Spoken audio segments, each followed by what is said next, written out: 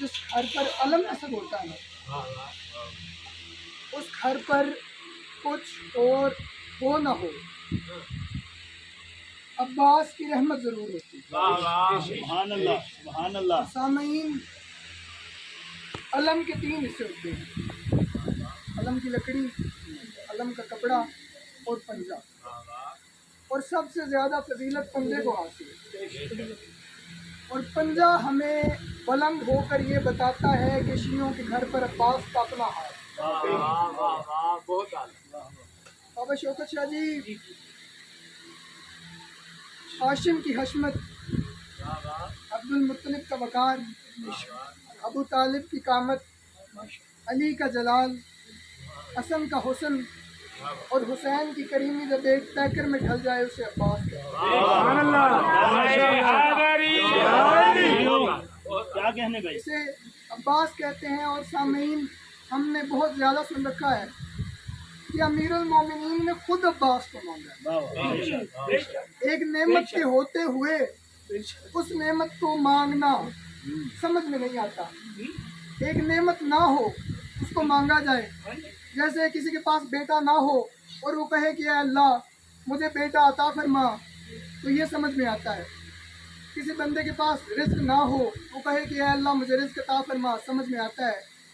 کسی بندے کے پاس گھر نہ ہو، وہ کہے اے اللہ مجھے گھر عطا فرما، سمجھ میں آتا ہے۔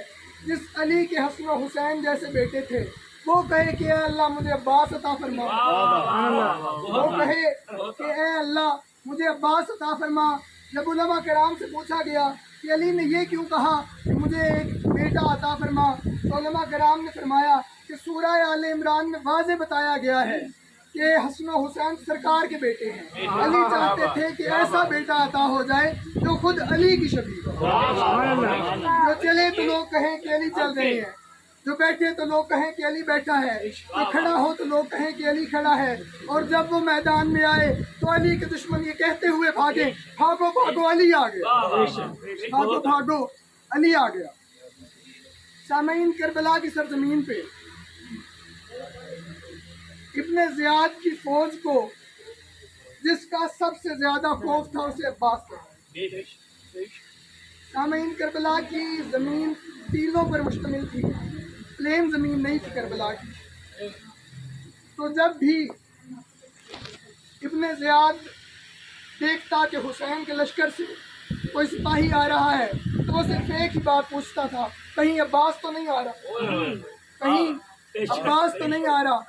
اور جب اسے بتایا گیا کہ عباس آ گیا ہے تو تب اس نے اپنی 9 لاکھ فوج کو سامنے کر دیا اور خود خیموں میں ڈر کے بیٹھ گیا۔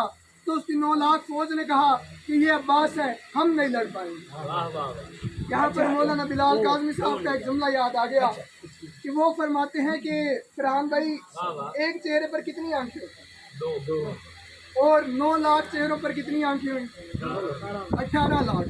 جو 18 لاکھ چہروں سے نیند چھین لے اسے عباس کہتے ہیں۔ جو 18 لاکھ چہروں سے نیند چھین لے اسے عباس کہتے ہیں۔ سامعین، آخری واقعہ اس کے بعد ممبر بھائی کے حوالے کہ سرکار امام حسین علیہ السلام کے خلاف لڑنے کے لیے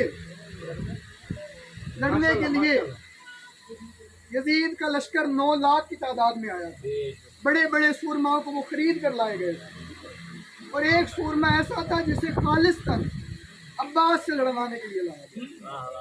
اس بندے کا دعویٰ تھا کہ میں کم از کم 10,000 سے لڑتا ہوں۔ جب اسے پتا چلا کہ حسین کے لشکر میں تو صرف 72 ہیں تو اس نے کہا جی میری تو لڑائی بنتی نہیں، میں نے تم سے پہلے کہا تھا کہ میں نے 10,000 سے کم سے لڑنا نہیں۔ اس نے کہا جی ابھی بیٹھ جا، ہو سکتا ہے میدان میں عباس لڑے، ہو سکتا ہے کہ میدان میں عباس لڑے۔ اس نے عباس کو لڑتا ہوا دیکھا نہیں تھا، اسے بڑا اشتیاق تھا کہ میں عباس کو لڑتا ہوا دیکھوں، عباس سے مقابلہ کروں۔ وہ بھی رک گیا، نام اس کا مارد تھا، وہ رک گیا عباس سے مقابلے کے لیے۔ دن گزرتے گئے، 10 محرم کا دن آ گیا۔ حسین کے سپاہی جاتے رہے، مقابلہ ہوتا رہا۔ عباس کی باری آ گئی۔ جب عباس میدان میں پہنچا تو اس نے دیکھا کہ ٹیلے پر ایک نوجوان گھوڑے پر سوار ہے۔ اس نے کہا کہ یہ عباس ہے؟ انہوں نے کہا جی अब्बास लड़ने के लिए आ गया और तू अभी यही पूछ रहा है कि ये अब्बास है। उसने कहा कि यार ये तो एक आ गया है, मेरी शान के खिलाफ है कि मैं 10,000 से कम से लड़ूं। उसने कहा तेरा सिर्फ दावा है कि तू 10,000 से लड़ता है, इसने 3 लाख को भगाया हुआ है और उस वक्त इसकी उम्र सिर्फ 14 साल। उसने जब इतना सुना तो उसका जिस्म कपकपाने लगा। उसने कहा जी अब तो मैं अब्बास से ज़रूर मुकाबला करूँगा। बिला तशबीह वो मैदान में आने के लिए तैयार हुआ। उसने ज़रा पहनी, वो घोड़े पर सवार हुआ। आहिस्ता आहिस्ता चलता चलता उसकी रफ्तार बढ़ने लगी। वो अब्बास के करीब आता जा रहा है। अब्बास घोड़े पर सवार हैं, मुतमईन नफ्स का भाई घोड़े पर सवार है। अब्बास के पास एक ही नेज़ा था जो अब्बास ने अपने जानुओं पर रखा हुआ था। वो करीब आता जा रहा है, अब्बास को देखता जा रहा है, करीब आता जा रहा है, अब्बास को देखता जा रहा है। वो कहता है ये वार क्यों नहीं करता, ये तैयार क्यों नहीं होता, ये हमले की आवाज़ बुलंद क्यों नहीं करता। वो करीब आता जा रहा है, करीब आता जा रहा है, करीब आता जा रहा है। अचानक मारद अब्बास के घोड़े के करीब आया। अब्बास ने नेज़े की अन्नी घोड़े की पुश्त पर मारी। मारद घोड़े की ज़मीन से ज़मीन पर गिरा। अब्बास ने जब ये मंजर देखा, अब्बास की फौज ने जब ये मंजर देखा, हुसैन ने जब ये मंजर देखा तो अल्लाह अकबर की सदा लगाई। हुसैन ने कहा या मरहबा अब्बास, मरहबा अब्बास। वहाँ शिमर की लश्कर में कपकपाहट तारी हो गई। शिमर ने कहा वो घोड़ा भेजो जिस पर अभी तक किसी ने सवारी नहीं की, वो घोड़ा भेजो जिस पर अभी तक किसी ने सवारी नहीं की। वो घोड़ा चलता चलता मैदान में आया। अब्बास ने अपने घोड़े से छलांग लगाई। अब्बास उस घोड़े पर सवार हुए। शिमर ने कहा अब्बास तो हमारे घोड़े पर कब्जा कैसे कर सकता है। अब्बास ने कहा शर्म कर, ये तेरा घोड़ा नहीं है, ये हसन का वो घोड़ा है जो मदाइन में तुमने चुराया था। और अब्बास के होते हुए किसी में इतनी जरूरत नहीं कि ज़हरा के बेटों के हक पर कब्जा करे।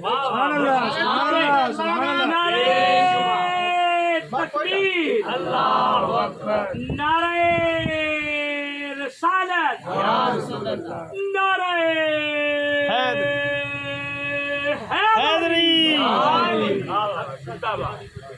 बस यही अब्बास था कि जिस पर सैदानियों को आस थी।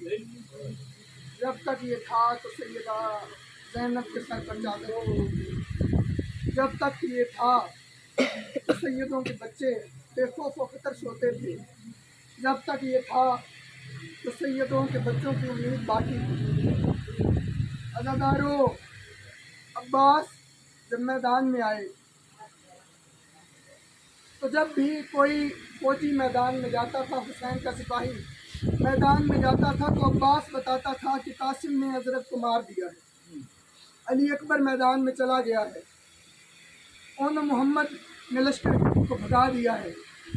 लेकिन अज़ादारों, जब अब्बास मैदान में गए तो हुसैन के पास तो बताने वाला नहीं था। हुसैन ने अपनी 4 साल की बेटी को अपने कंधों पर सवार किया। कहने लगे कि बेटा बता अब्बास मैदान में कैसे गया। बीबी की आवाज़ आई, बाबा मेरे चचा मैदान में चले गए हैं। बीबी की आवाज़ आई, मेरे चचा ने दरिया को खाली करवा लिया है। बीबी की आवाज़ आई, मेरे चचा ने हमला कर दिया है। बीबी की आवाज़ आई, मेरे चचा ने मारत को मार दिया है। बीबी की आवाज़ आई, मेरे चाचा ने मशकीज़ा भर लिया है। बीबी की आवाज़ आई, मेरे चचा घोड़े को लेकर हमारी तरफ वापस आ रहे हैं। अचानक बीबी सकीना खामोश हो गई। हुसैन मौला ने कहा सकीना बोलती क्यों नहीं। तो बीबी की आवाज़ आई, बाबा मेरे चचा का दायां बाजू कलम हो गया, बाबा मेरे चचा का बायां बाजू कलम हो गया। अचानक से बीबी ने चीख बुलंद की। हुसैन ने कहा क्या हुआ। आवाज़ आई, बाबा मुझे अब्बास नजर नहीं आता।